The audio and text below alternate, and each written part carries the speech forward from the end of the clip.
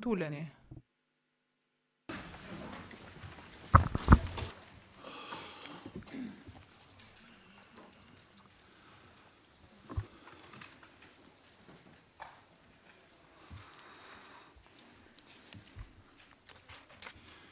We will now hear Tani, e kanë radhën të akuzuarit të bëjnë deklaratat e tyre.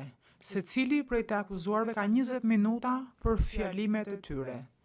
Deklaratat duhet të trajtojnë vetëm aspekte që janë relevante për këtë proces gjyqësor.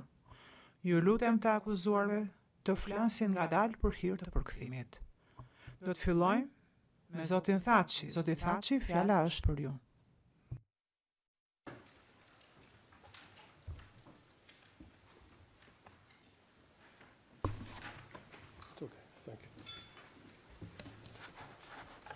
Të nderuar kryetari i trupit, gjykos zoti Smith, të nderuar gjyqtar, të nderuar të gjithë praneshëm, përshëndetje juve të gjithë që na përcjellni nga galeria.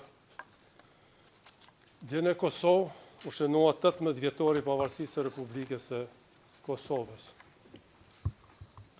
Me 17 shkurt 2008, duke ndjerë rrahjet e zemrat e stërgjyshërve tanë, shpallëm Kosovën shtet e pavarur dhe sovrane demokratik.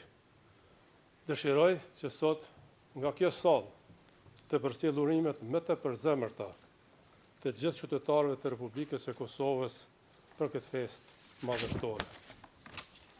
Të nderuar gjyqtar, për gati 3 vite në këtë sallë gjyqi, ju i keni dëgjuar akuzat e prokurorisë dhe argumentet e mbrojtjes.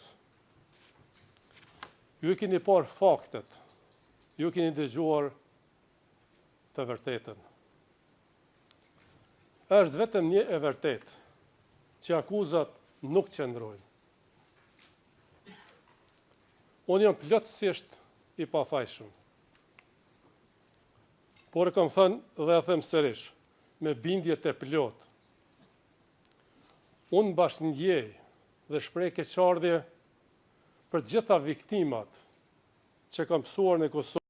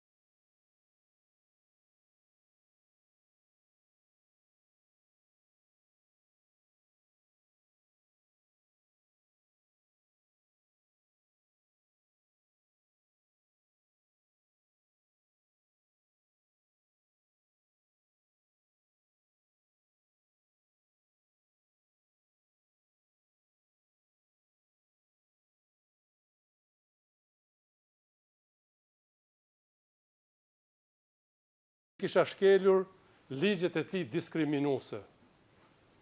Me vonë, po i njëjti regjim do të dënoj në mungesë edhe presidentin Clinton, edhe sekretarin Albright, edhe kryeministrin Blair, edhe kancelarin Schroeder, edhe presidentin Chirac, edhe sekretarin e përgjithshëm të NATO-s, zotin Solana dhe të tjerë, dënimin e mungesë.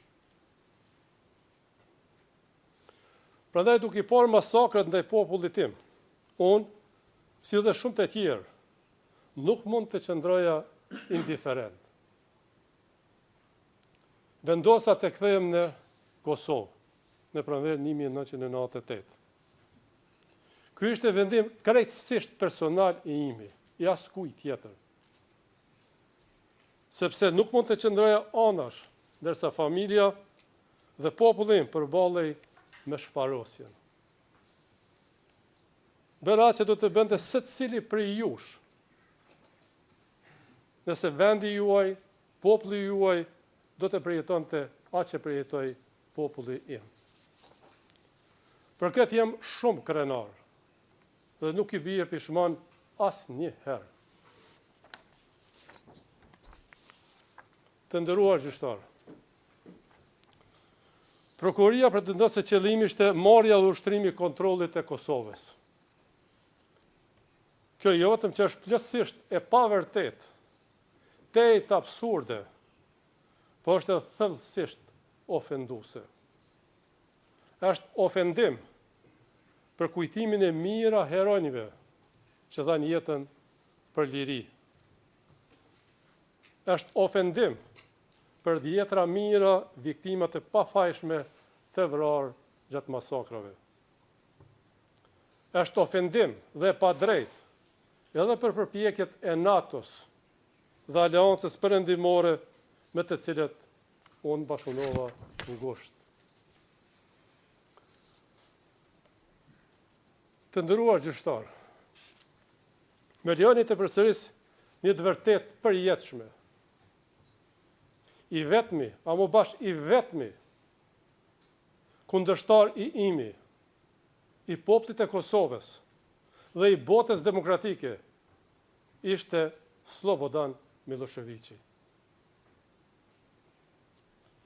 Është e rëndë ta dëgjosh këtë akuzë. Veçanërisht kur gjatë luftës, unë nuk e dija nëse do të isha gjallë prej orës në orë e prej ditës në ditë. Unë nuk isha i sigurt nëse do të shisha familjen time, gruan time e djalin e sapo lindur. E lere më të ndroja të ushtroja kontroll në Kosovë. Në Kosovën e pushtuar plotësisht për rreth 90 vite. Fakti që sa prej nesh sot jemi gjallë është krejtësisht rastësi dhe fat. Unë nuk u ktheva për të rrezikuar jetën time për kontroll dhe pushtet. U ktheva në atë dhe duke rrezikuar jetën time për liri dhe paqë. Pyetja që shtrohet sot është: marrja kontrollit prej kuj? Kush? E vërtetë është se kontrolli dhe pushteti ishin plotësisht, ama plotësisht në gjithë territorin e Kosovës në duart e hekurta të Slobodan Miloševićit. As kuj tjetër. Shqiptarët nuk ushtronin pushtet, është paradoksale. Ata shtypeshin nga pushteti i Slobodan Miloševićit. Misioni ynë si popull ishte i qartë: mbijetesa, liria dhe paqja. Unë nuk isha fare iluzione.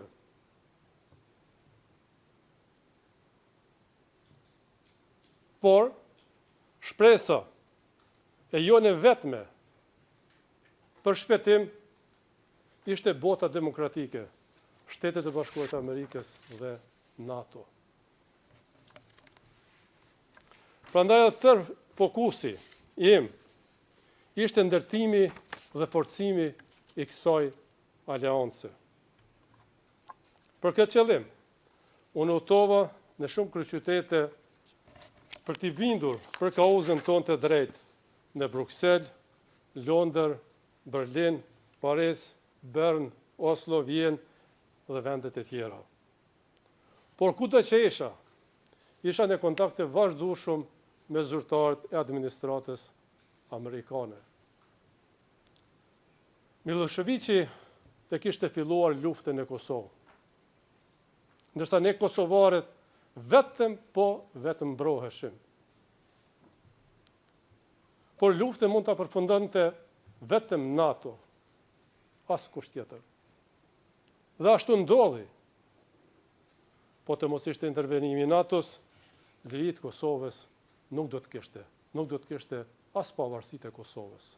Prandaj pavarësia nuk ishte instrument për të marrë pushtet, por për dinjitet. Të nderuar gjyqtar, Kjo prokurori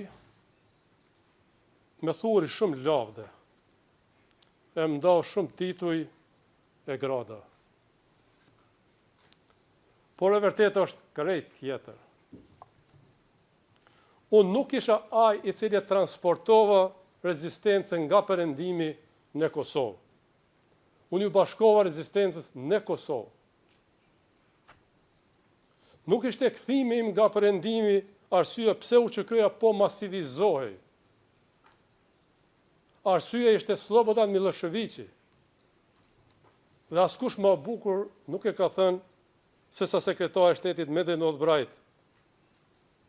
Citoj: Miloševići me sjelljet e tij ndaj popullit të Kosovës është rekrutuesi më i madh i ushtrisë çlirimtare të Kosovës. UÇK-ja nuk ishte shteti, nuk ishte ushtri e një shteti. Ai ishte organizim popullor që po mbrojë nga një shtet agresor. Fakti që UÇK-ja nuk ishte organizuar ashtu siç pretendon prokuroria se ishte, nuk e zbe as pak rolin e saj për lirinë e Kosovës. Nuk e bën kauzën e saj për shërim me pak fisnike, e as arritjen e pavarësisë me pak historike. Fitoria e Kosovës ishte më shumë politike dhe diplomatike. Suksesi më i madh i popullit të Kosovës ishte bashkëpunimi plot dhe besimi me perëndimin. Ata na ndihmuan pikërisht, sepse e dinin se kush ishim dhe çfarë qëllimi kishim. Unë me asnjë çmim, në asnjë rrethon, nuk do të rrezikoja këtë aleancë me asgjë në këtë botë.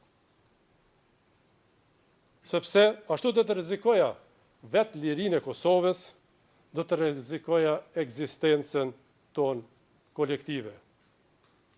Synimi ynë ishte paqja, nuk ishte lufta. Kur bota demokratike vendosi të thras konferencën e paqes në Rambuje, ne ju përgjigjëm pozitivisht ftesës së tyre. Ushtria çlirimtare e Kosovës ishte një nga 3 grupet përfaqësuese të Kosovës në këtë konferencë dhe përfaqësues të pavarur të tjerë. Megjithatë, gjatë gjithë procesit në Rambuje dhe Paris, ne punuam si delegacion i Kosovës. Pranuam marrëveshjen e paqes, edhe pse ajo nuk i plotësonte të gjitha kërkesat legjitime. Por Kosova zgjodhi paqen dhe demokracinë. Serbia zgjodhi luftën dhe gjenocidin. Për të ndihmuar bashkësinë ndërkombëtare ashtu siç na ishte kërkuar nga perëndimorët, të 3 grupet, Lidhja Demokratike e Kosovës, UÇK-ja dhe LBD-ja, u pajtuan për formimin e qeverie të përbashkët, që do të funksiononte deri në zgjedhjet e para të lira demokratike në Kosovë. Ishte marrëveshje për të bashkuar forcat dhe energjitë për një qëllim të përbashkët, lirinë e Kosovës. Sot, si mundet dikush të pretendoj se qëllimi ishte marrja e kontrollit të Kosovës, kur ne pranuam që bashkësia ndërkombëtare ta kishte fjalën kryesore në Kosovë. Pastaj, që UÇK-ja t'ia dorëzonte armët NATO-s, siç ndodhi më vonë në qershorin 1999 shtator 99. Pas kapitullimit të Miloševićit, Kosova fut në administrimin e organizatës së Kombëve të Bashkuara. Fakti i njohur botërisht. Unë miku sqaroj që në fillim se gjithë pushteti ekzekutiv, legjislativ dhe ai gjyqësor ishte në duart e tyre. Këto ishin rrethona krejt tjera.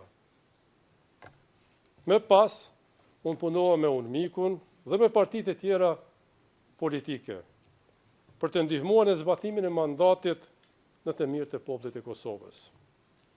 punohë me strukturat e përbashkëta të UNMIK-ut. Të nderuar gjyqtar, gjatë tërë kësaj kohe, i vetmi pushtet që kisha unë ishte pushteti i zërit tim. Dhe të nderuar gjyqtar, si që keni po gjatë procesit gjyqësor, unë e përdora zërin tim për të promovuar një shoqëri shumë etnike, tolerante në vendin tim në Kosovë.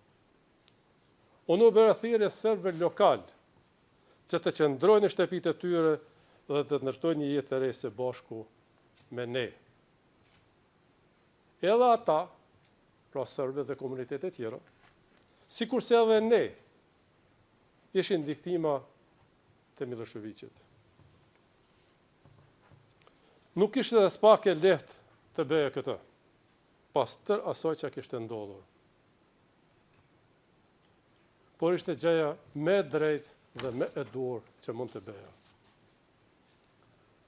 Kur në Kosovë po hapeshin varre gjithandej për mijëra viktima, mijëra të zhdukur nuk gjindeshin, mijëra pengje shqiptare ishin marrë me vete në Serbi.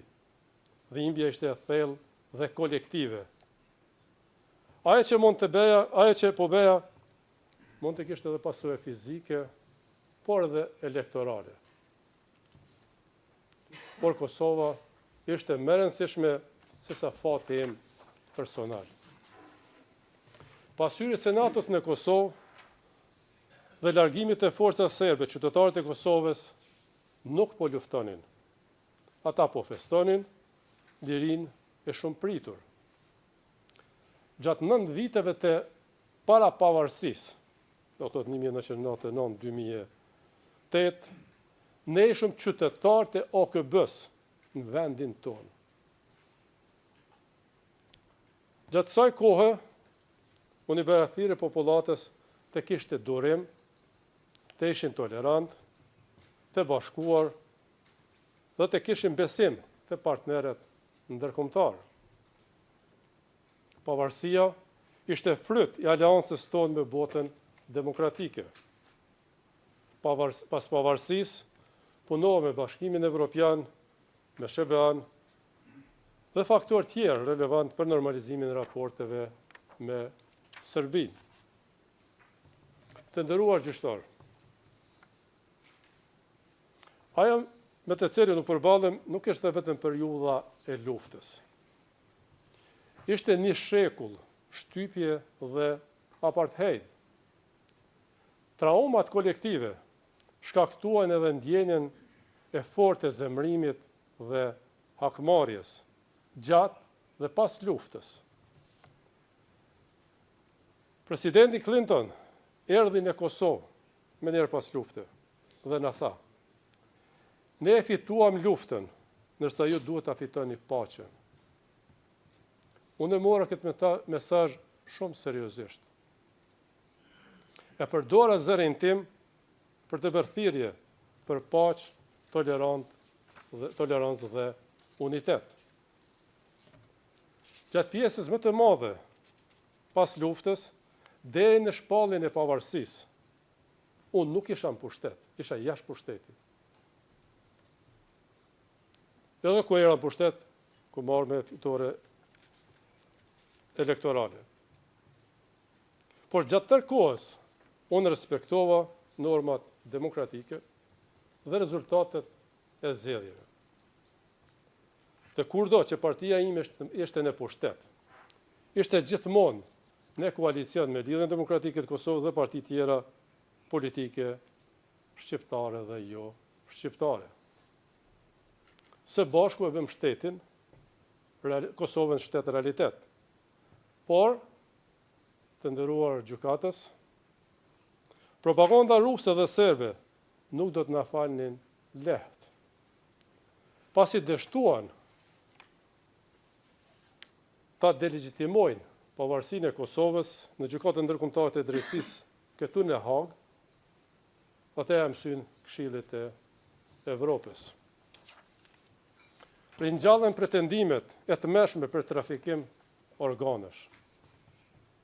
Pretendime këto që ishin hetuar edhe më parë nga Tribunali i Hagës, nga UNMIK-u dhe EULEX-i. Dhe ishin hedhur poshtë si të pa baza. Sapo u publikua raporti Dick Martit, si kryeministri i Kosovës, atko mblodha përfaqësuesit kryesor ndërkombëtar, ambasadorët e Kuwaitit në Kosovë dhe udhëheqësit e EULEX-it. Kërkova dhe një tjetër hetim të pavarur. Ata premtuan se do të heqin rrën e zezë mbi Kosovën. E vërteta është që propaganda ruse dhe serbe manipuloi Dick Martin. Ai ra viktim e fushatës së tyre. Ata e ushqyen me informacione të rreme dhe në fund tentuan edhe ta vrisnin për të na fajsuar neve. Qëllimi ishte shumë i qartë. Të diskreditoj projekti me i suksesshëm politik dhe ushtarak ndërkombëtar në dekadat e fundit. Storia e suksesit të Kosovës. Kur votuam në Parlamentin e Kosovës për themelimin e kësaj gjykate, ne besuam se ajo do t'i trajtonte akuzat në raportin e Dick Martit dhe do të vepronte në përputhje me Kushtetutën dhe ligjet e Republikës së Kosovës. Në praktik, asnjëra tjetra nuk ndodhi. Unë jam kritikuar shumë dhe kritikuam ende në Kosovë. Pse mbështetëm themelimin e kësaj gjykate? Kritikët thonë se kjo gjykatë synon kriminalizimin e luftës sonë për liri dhe idenë e pavarësisë. Këtë nuk i kam besuar në atë kohë kur e votuam, por uroj sinqerisht që koha të dëshmoj që unë kisha të drejtë e kritiket e kishin gabim.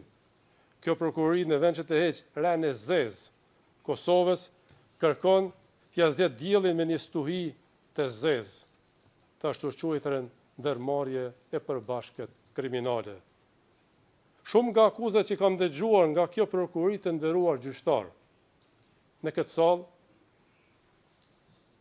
i kam dëgjuar edhe gjatë fushatave zgjedhore në Kosovë, ama janë bashkë të njëjta.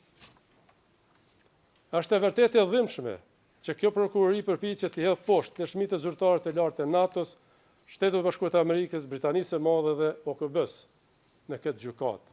Të atyre dhe njerëzve të tyre që ishin tërkohën bashkë me ne në terren, që ishin sytë dhe veshet e perëndimit nga Kosova. Për me keq, kjo prokurori pretendon se unë pas kam qitur në lajthitje gjatë gjithë kohës së luftës. Kjo është krejt qesharake. Si duket, kjo prokurori sërisht me mbiqmon më tepër se që meritoi. Nga ana tjetër, kjo prokurori lartëson në qiell dëshmitë e fabrikuara nga epoka e regjimit të Slobodan Miloševićit. Kështu, ajo i njëron edhe vetë të vërtetën. Të nderuar gjykatës, krejt në fund. You've exceeded 2 minutë maksimum. Dhe tha që keni kaluar kohën që ishte të caktuar. Në Rambuje, unë mbështeta kërkesën që Tribunali për Jugosllavinë të jetoj krimet e supozuara nga të gjitha palët, ndërsa nga përfundimi i luftës të gjitha kompetencat për hetimin e krimeve të luftës ishin në duart e ndërkombëtarëve, Tribunalit për Jugosllavinë, UNMIK-u dhe EULEX-i. Unë mbështeta punën e tyre. Asnjë akuzuar në Kosovë për krime luftës nuk ishte arratisur dhe madje asnjë gjam nuk është thyer për kundërshtuar proceset ligjore gjatë 25 viteve të pas luftës. Pas shpalljes së pavarësisë, kur unë isha kryeministri i Kosovës, unë u pajtova që hetimet e pavarur për krime lufte të mbesin në duart e EULEX-it. Si presidenti i Kosovës, angazhova ekspert, eminent ndërkombëtar dhe vendor të gjitha komuniteteve për të krijuar një forum të drejtësisë tranzicionale për viktimat, Komisioni për të vërtetën dhe pajtimin. Por e vërteta është se drejtësia për viktimat nuk mund të ndërtohet duke ndjekur të pafajshmit. Pajtimi nuk mund të ndodhë me ndjekje selektive dhe një etnike. Të nderuar gjyqtar, fjali e fundit, gjatë gjithë jetës sime unë isha përkrah popullit të Kosovës, në mbrojtje të lirisë, jetës dhe dinjitetit njerëzor. Gjithmonë duke u hequr nga idealet perëndimore të demokracisë, barazisë dhe drejtësisë. Sot, në përfundim të këtij procesi, e kam vetëm një lutje të nderuar gjyqtar për ju, që vendimi juaj të jetë në përputhshmëri me Kushtetutën e Kosovës, ligjet, provat dhe faktet. Dhe provat e paraqitura e bën shumë të qartë se akuzat nuk qëndrojnë. Prandaj, i vetmi vendimi drejt është pafajësia e plot. Ju faleminderit shumë. Thank you, Mr. Faleminderit, zoti Thaçi. Zoti Veseli, është fjala për ju tani.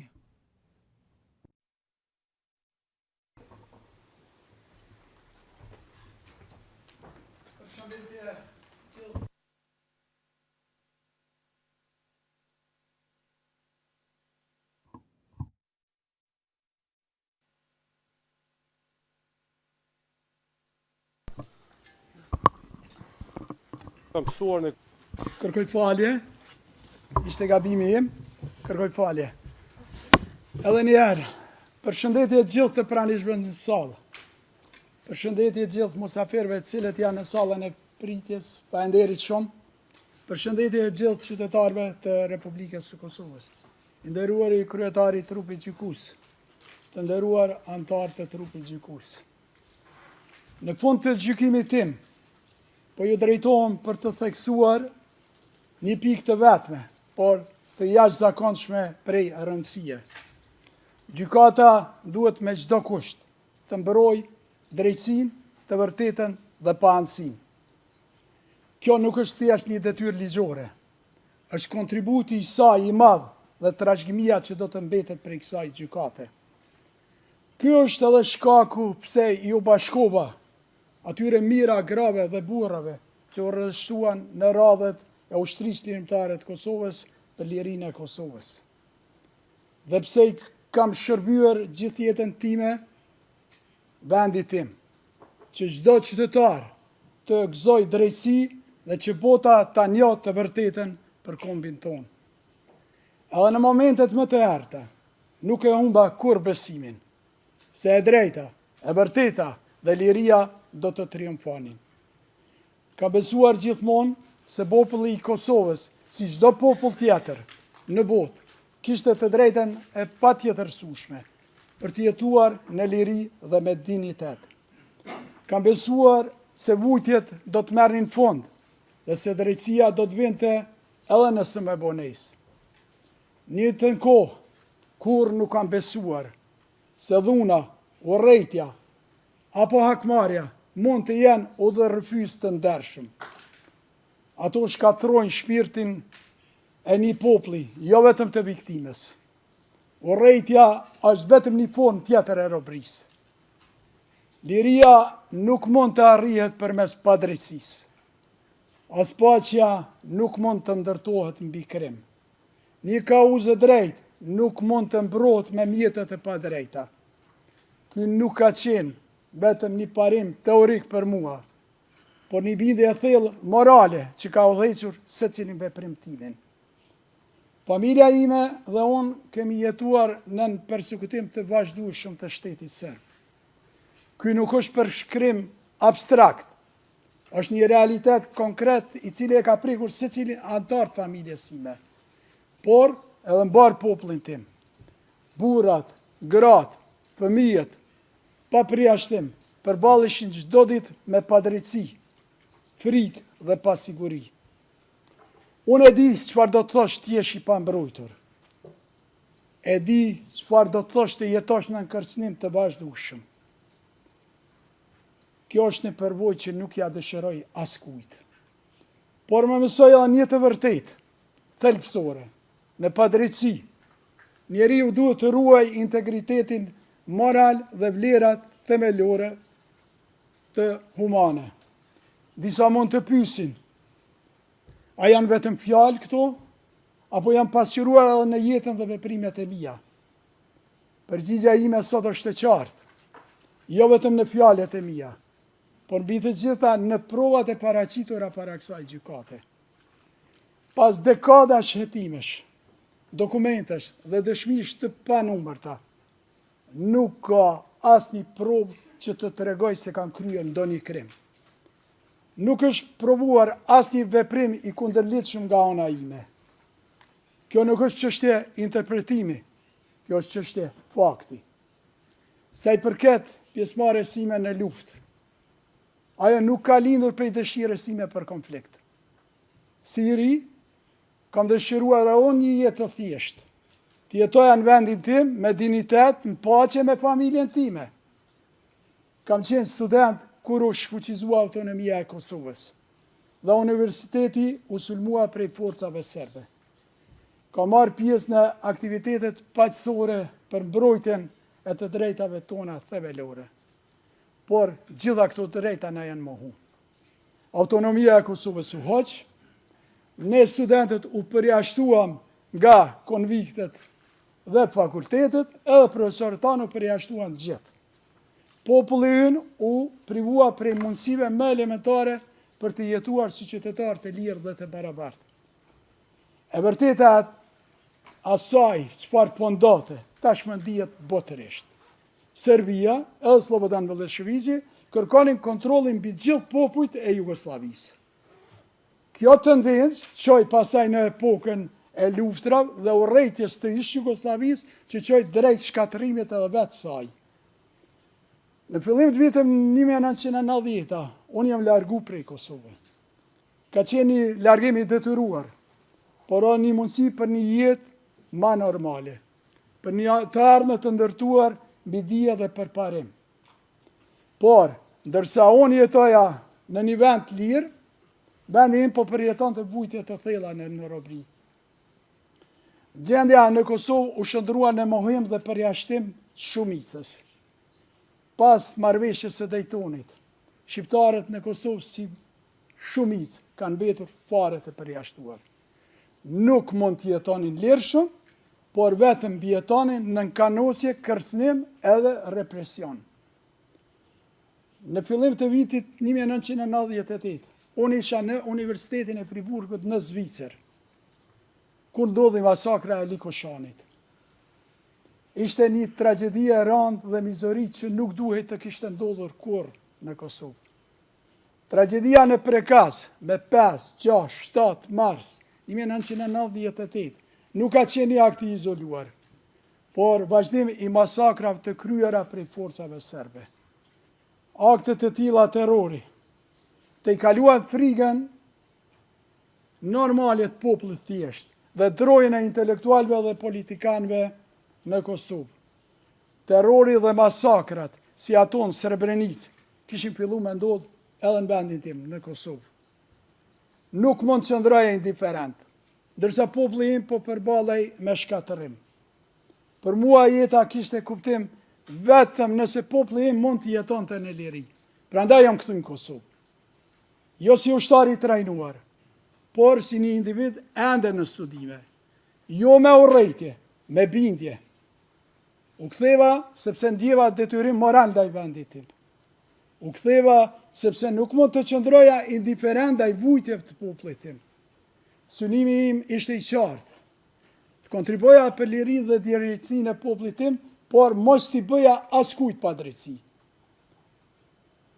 Kam parë se këto mujt e fundit në këtë sallë, se sa le disa e nënvlerësojnë vështirësinë e ndalimit të një konflikti dhe arritjes së paqes. Por historia na mëson se ata që vendosin paqe shpesh përballen me pasuja. Dhe duke pa realitetin e sotëm, kur bota ka atë shumë nevojë për paqe, është e qartë se në ajo nuk arrihet gjithmonë lehtë. Dhe për të ruajtur atë, shpesh është edhe më vështirë. Nderuar trup gjykues, krijimi i kësaj gjykate dhe funksionimi i saj deri më sot është një rezultat i një debati të gjerë në vendin tim.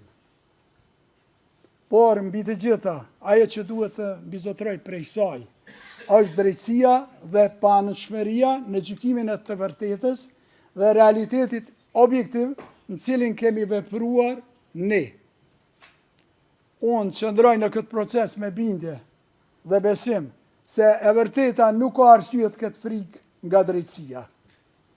Dhe se drejtësia mund vonohet, por nuk mohohet kurrë. Kam vepruar me këtë bindje. Kam jetuar me këtë bindje. Sot këtu para ju qëndroj me këtë bindje. Dhe me siguri mund të them. Unë e di kush jam. Unë e di çfarë kam bërë dhe çfarë nuk kam bërë. Veprimet e mia kanë qenë njerëzore dhe ligjore. Dërgjegja ime është e pastër, historia ime është transparente. Tani çdo kush mund ta shoh atë edhe në këtë proces gjyqësor. Duke mbyllur fjalën time, i nderuar trup gjykues, me respekt për secilin në këtë sallë, edhe jashtë saj, edhe pse mund mos pajtohemi, duhet të theksoj, ne të gjithë jemi qenie humane, me prirje dhe mendime të ndikuara nga ata që na rrethojnë dhe ambienti ku jetojmë. Besimi im tek e vërteta dhe drejtësia mbetet i palkundër. Dhe dua të besoj fuqishëm se në vendimin tuaj do të mbisundoj vetëm e vërteta, pa anësia, drejtësia edhe ligji. Nderuar trup gjykues, duke qenë se dje ka qenë dita e pavarësisë së shtetit tim, kam vetëm një përshëndetje në fund për gjithë qytetarët e vendit tim. Urime pavarësia, ta gëzoni qytetarët e Republikës Kosovës lirin. Zoti e ndihmoft Kosovën dhe njerëzit e saj të mirë. Në fund, kam dëshirë të bëj edhe një përshëndetje të veçantë për familjen e një miku tim, edhe mbrojtësi cilin sot nuk është mesin ton, Andrew Strong. Njëjtën kohë duhet të falenderoj edhe ekipin tim mbrojtës për profesionalizmin e tyre dhe sinqeritetin në mbrojtjen time. Ju falenderoj gjithë.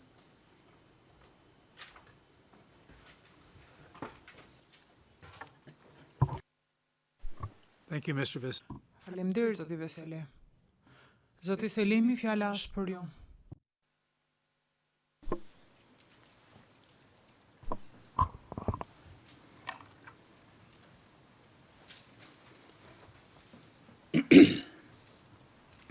I nderuar trup gjykues,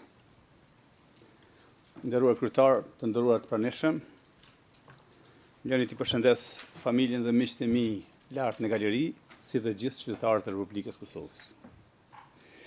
Është hera e tretë, edhe shpresoj të jetë e fundit, që unë marr fjalën në këtë sallë gjyqi. Kanë kaluar më shumë se 5 vite nga fillimi i këtij procesi gjyqësor. Këto 5 vite nuk kanë qenë të lehta për ne, po as të parëndësishme për historinë e vendit tim. Megjithatë, le të shërbej gjithë kjo si një mundësi dhe shans i mirë për drejtësinë. Pas gjithë këtyre viteve, ka edhe një element pozitiv. Shpresoj se trupi gjykues ta ketë pasur kohën e mjaftueshme për ta kuptuar se lufta jonë ishte e drejtë dhe se pretendimet e prokurorisë nuk qëndrojnë. Në fjalën time në këtë sallë në prill të vitit 2023, kur ky proces sapo kishte filluar, thash se po përballesha me një akt akuzë të pabazuar. Sot pas gjithë këtij rrugtimi, rrjedha e procesit më ka dhënë të drejtë. Akuzat ndaj nesh janë tërësisht të pabazuara dhe të padrejta. Unë nuk jam ngritur sot këtu ta mbroj veten time, sepse këtë gjë din më së miri dhe e kanë bërë avokatët e mi. Nuk jam këtu as për t'ju treguar ju për drejtësinë, sepse ju dini më mirë se çdo kush atë. Unë sot jam këtu për të kërkuar nga ju që pikërisht ta ushtroni atë drejtësinë. Edhe pse kanë kaluar gati 3 vite nga fillimi i këtij procesi, prokuroria ka vazhduar të mbështetet në pretendime që nuk kanë bazë dhe të vërtetën, dhe në një përpjekje të vazhdueshme për të njëllosur një luftë që në thelb ishte çlirimtare. Megjithëse prokuroria, që në fillim të paraqitjes së saj, të fjalës përfundimtare, deklaroi se nuk kërkon dënimin e shtabit përgjithshëm të UÇK-s, gjatë gjithë kohës që pati në dispozicion, shënjeshtër e saj ishte pikërisht shtabi përgjithshëm i UÇK-s, ushtria çlirimtare dhe në veçanti qëllimi i saj, që ishte pavarësia e Kosovës. Madje krijoi përshtypje sikur vetë pavarësia po trajtohej si një qëllim i përbashkët kriminal. Në përpjekje për ta ngarkuar me përgjegjësi shtabin e përgjithshëm të UÇK-s, Prokuroria mbajti qëndrime akuzuese si, citoj, shtabi i përgjithshëm kërkonte pavarësinë. Apo me tutje, shtabi i përgjithshëm deklaroi se nuk do ta mbështeste autonominë. Mbyll citatin. Është e vështirë të kuptohet kundër kujt realisht është ngritur kjo akuzë. Kundër nesh me pretendime për veprime konkrete, apo kundër nesh sepse luftuam për pavarësinë e Kosovës. Kjo mbetet për të vlerësuar nga ju i nderuar trup gjykues. Po aq problematike është përpjekja e prokurorisë për ta ndarë shoqërinë e Kosovës në dysh. Në ata që ishin për pavarësi dhe në ata që ishin për autonomi. Sikur të donte që më çdo kusht të krijonte përqarje mes qytetarëve të Republikës Kosovës. Për ta ilustruar këtë, po parafrazoj atë që prokuroria deklaroi në paraqitjen e provave javën e kaluar. Citoj. Shtabi i përgjithshëm kërkonte pavarësinë e Kosovës, partitë politike që mbështesin autonominë konsideroheshin tradhtare. Të nderuar, në Kosovë nuk ka pasur kurrë asnjë parti politike shqiptare që ishte kundër pavarësisë. Dhe rrjedhimisht asnjë që e mbështeste ndonjë autonominë në Serbi. Të gjitha partitë politike shqiptare ishin për pavarësinë, ashtu siç ishte edhe vetë qëllimi i ushtrisë qëndrore të Kosovës. Ta paraqesesh mbështetjen për pavarësi si kërkesë radikale dhe autonominë si moderne, është një sulm jo vetëm ndaj historisë Kosovës, por edhe ndaj të ardhmes së saj. Sikur prokuroria përpiqet të na ndajë ne shqiptarëve mes veti dhe ta barazojë UÇK-n me krimet e Serbisë. Askush nuk mund ta bëjë asnjëherë e as tjetrën. Lufta qërimtare nuk mund të barazohet me shtesin vrasës të Serbisë. Ta barazosh rezistencën e një populli të shtypur me një plan kriminal do të thotë ta vendosësh në të njëjtin nivel rezistencën e të shtypurit me projektin e shtypësit. Ky barazim nuk është vetëm i pasakt, po thellësisht i padrejtë. Të përpiqesh të ndërhysh me qëllim në ndryshimin e fakteve historike përmes akuzave me pretendime të shtrëmbuara, është thjesht të përpiqesh ta rishkruash historinë. E historia e Kosovës nuk mund të rishkruhet, aq më tepër në një sallë gjyqi. Historinë e Kosovës e kanë shkruar me çmimin e sakrificës qytetarët e saj, luftëtarët e lirisë dhe dëshmorët e atë dheut. Kur Serbia dhe Miloševiqi vrisnin moshatarët e mi, helmonin nxënës dhe student, i largonin prindrit tanë nga puna, mbyllin shkolla e spitale, na ndiqnin për të na vrarë dhe zbatonin spastrim etnik e gjenocid, çfarë duhet të bënim ne? Të mos reagonim? Serbia kur nuk fshehu qëllimin e saj ndaj shqiptarëve. Në këtë sallë gjyqi dëgjuam dëshminë e generalit Clark, i cili gjatë një takimi që kishte pasur me kasapën e Ballkanit, aja kishte deklaruar hapur qëllimet e tij për shqiptarët. Ne edhe gjithë opinioni që e përcillte atë dëshmi dëgjuam generalin e NATO-s, teksa tha, citoj, Miloševiqi më tha se e dim se si të sillemi me shqiptarët. Duhet vrarë të gjithë. Edhe ne e dinim këtë, sepse Serbia kur nuk e fshihte qëllimin e saj ndaj shqiptarëve. Prandaj pyes sërish. Çfarë duhej të bënim ne? Ta prisnim radhën për të vrarë, apo të iknim nga vendi dhe shtëpitë tona? Asnjërin dhe as tjetrën. Prandaj duhej të rezistonim. Prandaj unë besoja se Kosova kishte nevojë për vetë mbrojtje. Kishte nevojë për njerëz të gatshëm ta jepnin edhe jetën për vendin e tyre.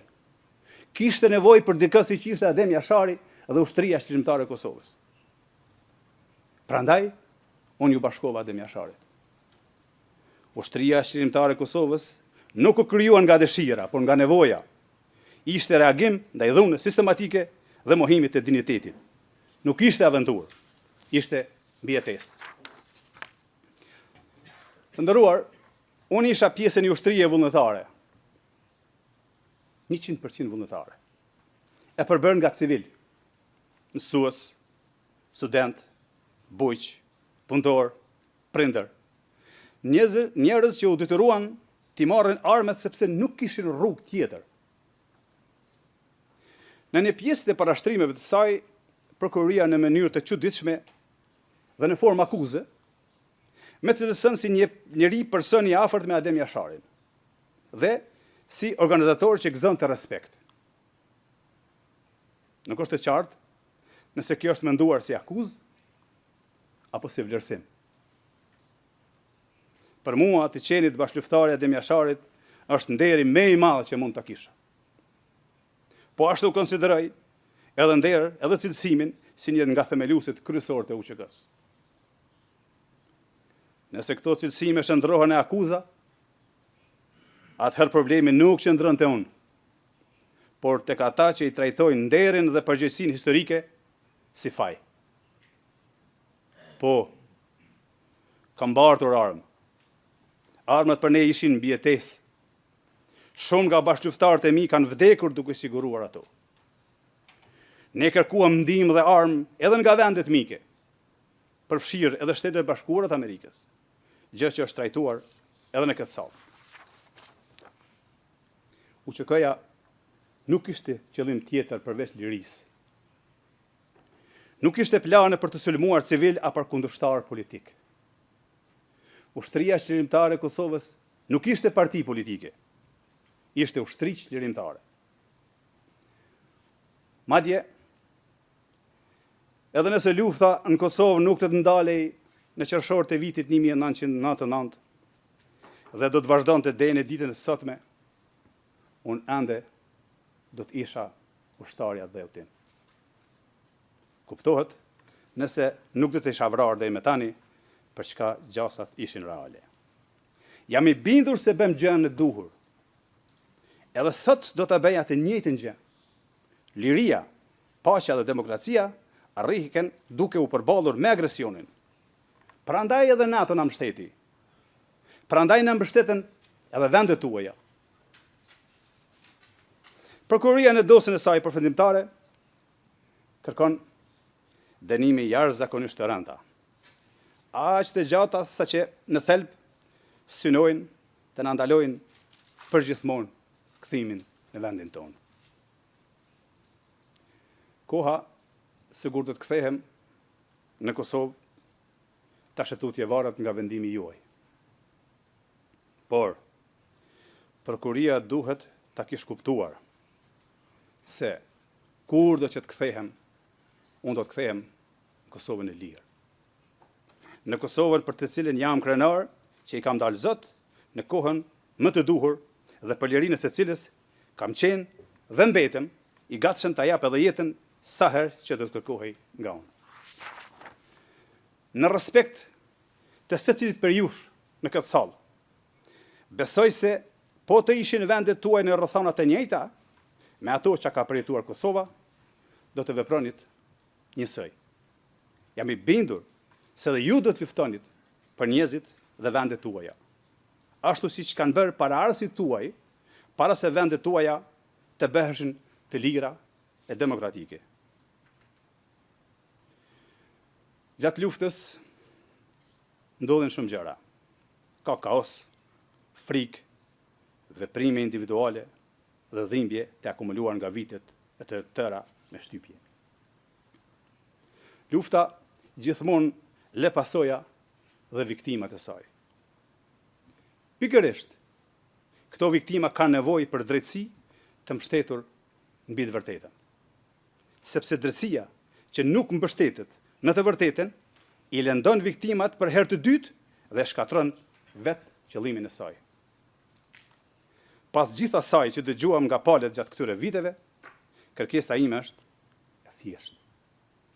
Që vendimit të mbështetet vetëm në ato që është provuar, jo në ato që është sugjeruar. Në fakte, e jo në hamendje. Në ligje, e jo në përshtypje. Jam besim plot se drejtësia, dhe vetëm drejtësia, do të na kthejë na dhe neve që jemi këtu të akuzuar. Në fund, dëshiroj t'i falenderoj ekipet tona të mbrojtjes dhe në veçanti ekipin tim të udhëhequr nga Jeffrey Roberts për angazhimin profesional në mbrojtjen time, në mbrojtje të së drejtës dhe mbi të gjitha në mbrojtje të luftës sonë të drejtë. Por mbi të gjitha, i falenderoj bashkëqytetarët tanë që besojnë në pafajësinë tonë. Mbështetja tyre ka bërë që prangat që me kanë rënduar të mos i ndjej si barë. Veçanërisht kur ato prangat tani më nuk i rëndojnë Kosovës, ashtu si që kanë rënduar gjatë gjithë kohës sa ishte në nënpushtimin e egër të Serbisë. Thuhet se njerëzit që bëjnë diçka të mirë për atë dhevën e tyre janë njerëz me fat. Duket se unë jam njeri prej tyre. Faleminderit. Thank you, Mr. Salim. Faleminderit, zoti Selimi. Zoti Krasniqi, tani është fjala për ju.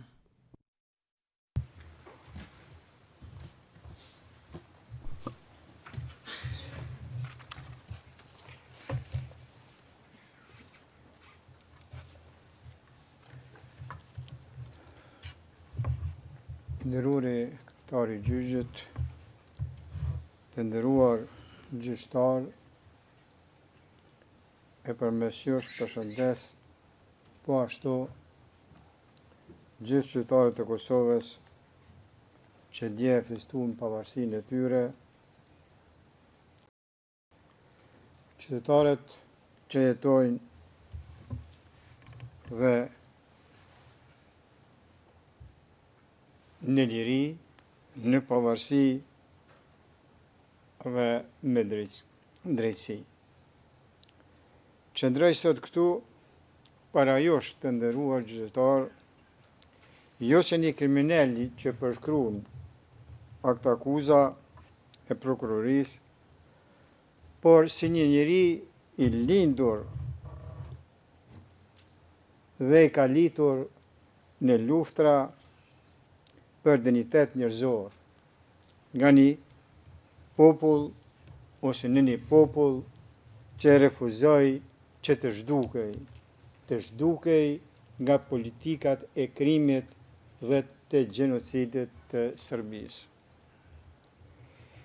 Pjesën më të madhe të jetës ime e kam kaluar i udhëhequr nga bindja se qenjet njerëzore meritojnë të jetojnë në liri.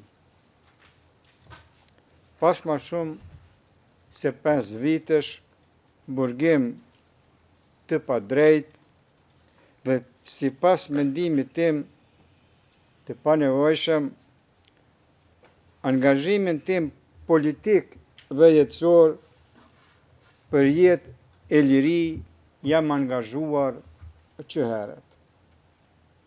Dhe për të dhënë një rrëfim të vërtet të luftës sonë për pavarësi, kundër politikave të persekutimit dhe të gjenocidit të regjimit serb, të cilat sollën vujtje dhe shkatrim të papar për popullin e Kosovës. Për më shumë se 5 vjet, besoj se me janë mohuar të drejtat e njeriut të garantuara nga Konventa Evropiane për të drejtat e njeriut dhe lirit themelore. Ndërto, më rëndësishme është e drejta për të jetuar në liri, veçanërisht e drejta e një njeriu në fazën e fundit të jetës e tij për të jetuar vitet e mbetura me dinjitet pranë familjes dhe në ardhëm në lirë.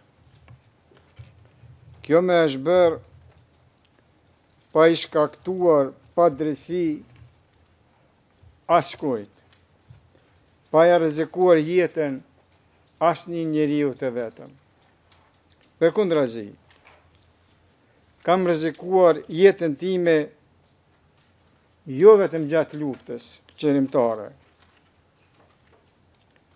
por që nga vitet 1972-73, se bashku me familjen tim, me bashkëkombasit e mi, me bashkëshatarët e mi, në besimin se errësira e padrejtisë do të thyhej me agimin e shpresës. Kjo është arsyeja pse u angazhova për shërim dhe barazi për të gjithë. Theksoj veçanërisht periudhën pas 11 qershorit të vitit 1998, kur dola hapur me emrin tim të plot dhe pa mask si zëdhënës i UÇK-s. Rreziqet ishin të jashtëzakonshëm, por nuk u shqetësova për sigurinë time, sepse me udhëheqte përkushtimi im ndaj të gjithë qytetarëve të Kosovës dhe armërisë së tyre. Sot ndodhem në vitin tim të 16 të burgimit, vetëm se luftova për liri pavarësinë e popullit tim. Thash në vitin e 16, se 10 vite e më tepër burg i kam kaluar nga viti 1981 deri në vitin 1991. Të kesh kaluar 16 nga 75 vitet e jetës në burg dhe të jesh privuar nga ajri i lirisë, nuk është diçka e vogël, është diçka e madhe. Dalja ime publike me 11 qershor 1998 tregoi se isha kundërshtar i politikave gjenocidale të Serbisë dhe ndodhi pak kohë pas masakrave serbe në Qerez, Likoşan dhe Prekaz, ku humben jetën 83 njerëz, shumica prej tyre fëmijë, gra të moshuar, të pamatosur, të vrarë në shtëpitë e tyre. Këto vrasje brutale shënun një pikë these të ndërgjegjes për një brez të tërë shqiptarësh. Çfarë më shtyri të ndërmarra këtë akt jashtëzakonisht të rrezikshëm për atë kohë? Robëria e gjatë, persekutimet, mbimet, dhunimet, burgimet e shumta dhe ekzekutimet e pandërprerja dhe vrasjet që shënuan gjithë shekullin 20. Këto akte mizore nuk më thyen. Përkundrazi, me bën të vendosur që drejtësia të mos thyhet mbi shpinën e tiranisë që përjetuam. Dashuria për jetën dhe lirinë me bëri ta marr këtë rol. Një njeri nuk zgjedh lehtë rezistencën, ai e zgjedh kur çdo derë tjetër drejt dinjitetit është e mbyllur.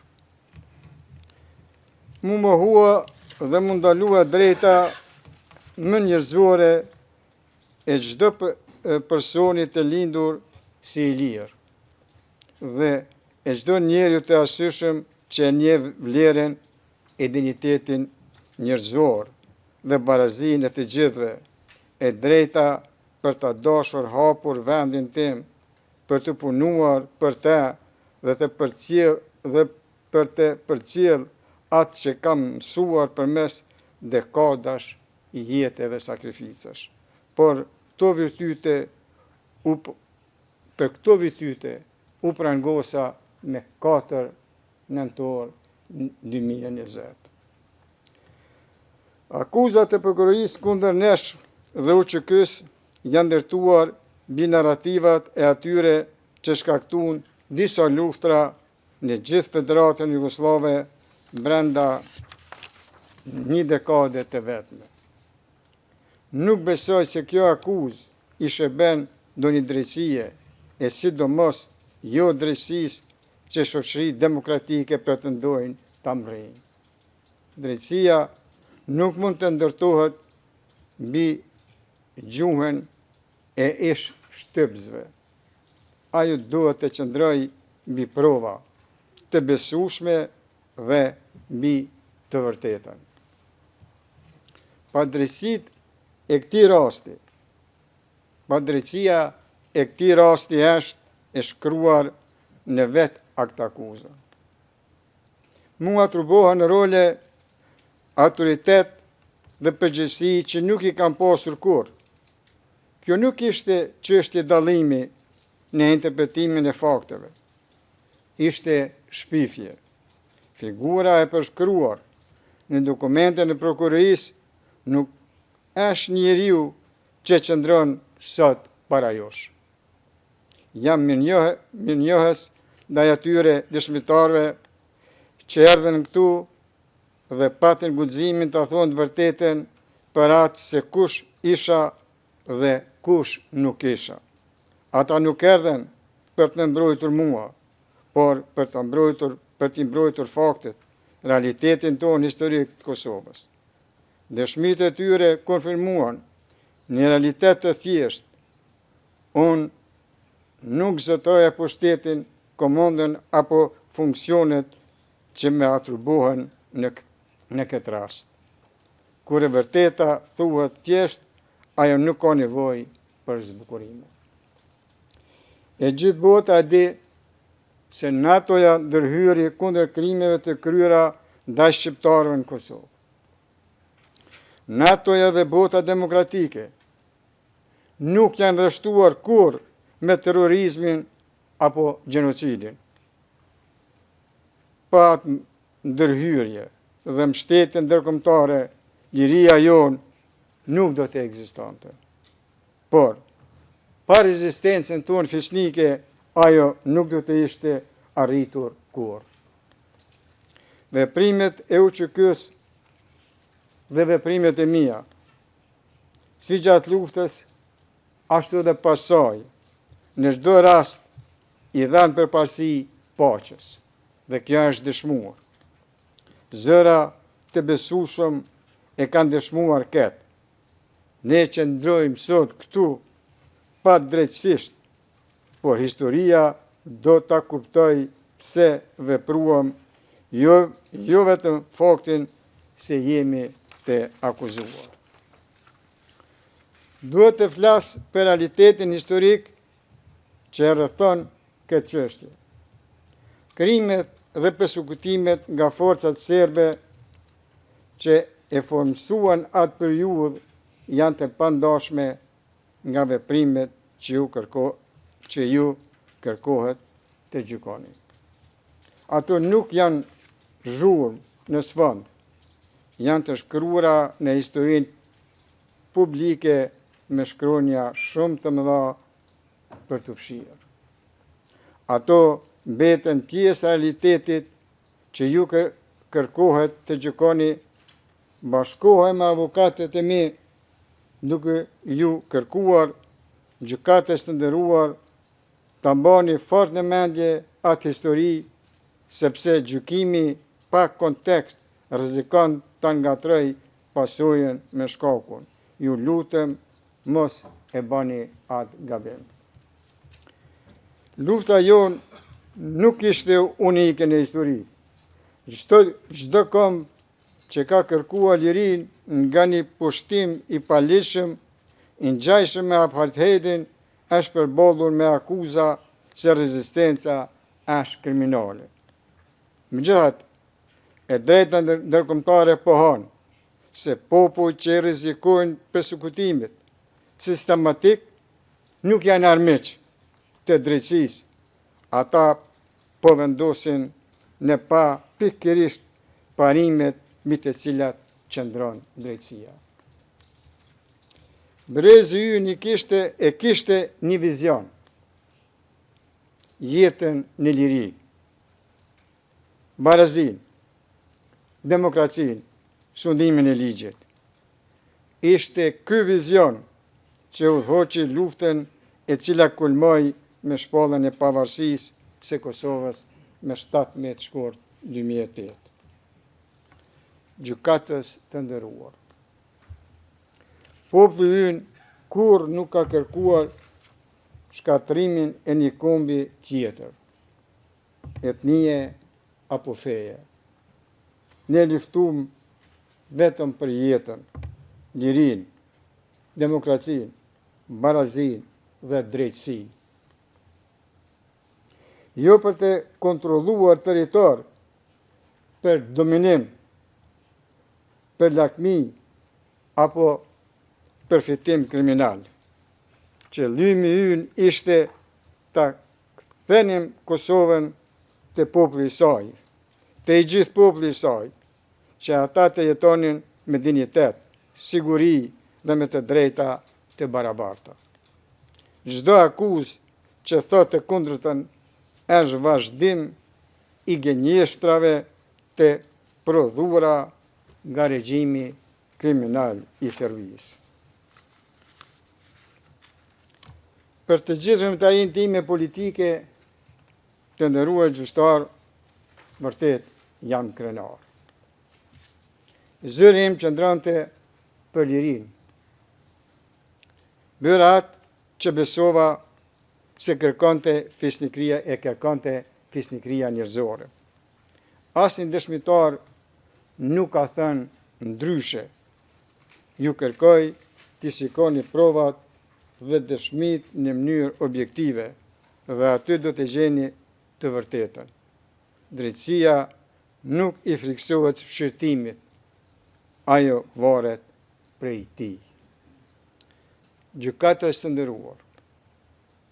E përsëris me respekt edhe një herë, populli ynë kur nuk planifikoi shkatrim apo torturë.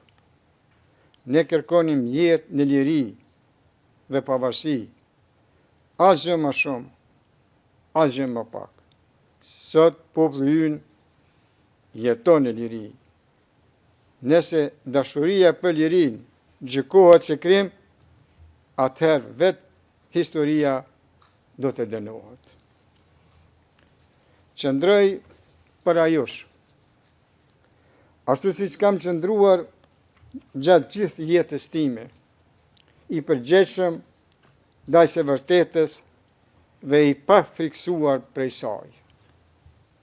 Ja kushtova jetën time bindje se njerëzit e meritojnë lirinë. Nëse kjo bindje gjykohet si krim, atëherë historia vetë do të jep verdiktin e saj shumë kohë pasi kjo gjykatë të ketë folur. Ju kërkoj ta gjykoni secilin provë me durim dhe pa paragjykim, dhe nuk do të gjeni një ndërmarrje kriminale, por një histori njerëzore të formsuar nga shpresa dhe domosdoshmëria, nga besimi në fitore dhe në demokraci. Nëse kjo bindje për lirinë tonë gjykohet drejt këtu, atëherë drejtësia jo do të më shërbej mua, por do të nderoj parimin që krijoj këtë gjykatë. Unë tu po e përfundoj fjalën time duke kërkuar drejtësi e cila shihet qartë. Faleminderit për vëmendjen tuaj. Thank you, Mr. Kresnic. Faleminderit zoti Kresniqi.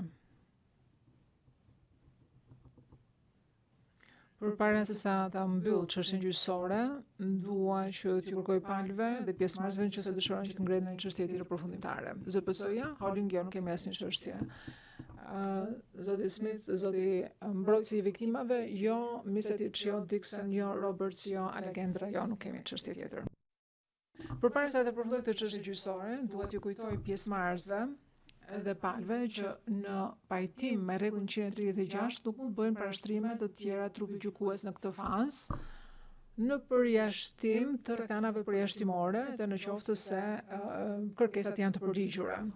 Sigurisht që kjo nuk ka të bëjë me çështje të cilat duhet që të rishikohen në mënyrë të rregull, si për shembull ndalimin në paraburgim. Trupi gjykues dëshiron që të falenderojë të gjithë ekipet e mbrojtjes dhe të gjithë personat të cilët kanë ndihmuar për realizimin e suksesshëm kësaj çështje gjyqësore. Jemi ndjerë shumë të ndihmuar për kontributeve tona për të siguruar drejtësinë e procesit dhe që të ekipet e mbrojtjes dhe të akuzuarit kanë marrë shërbime efektive gjatë gjithë kohës. Dëshirojmë gjithashtu që të falenderojmë njësinë për menaxhimin e gjykatës për punën e tyre të shkëlqyer të mbështetjen gjatë gjithë procesit gjyqësor. Gjithashtu jemi shumë mirënjohës stenografit, përkthyesve dhe të gjithë stafit të zyrës administrative për mbështetjen e vazhdueshme. Do të vazhdojmë të jemi në kontakt vazhdueshëm sipas nevojës me palët sa i takon datës së shpalljes dhe shqiptimit të aktgjykimit. Në përputhje me rregullin 136 paragrafi 1, kjo çështje gjyqësore mbyllet.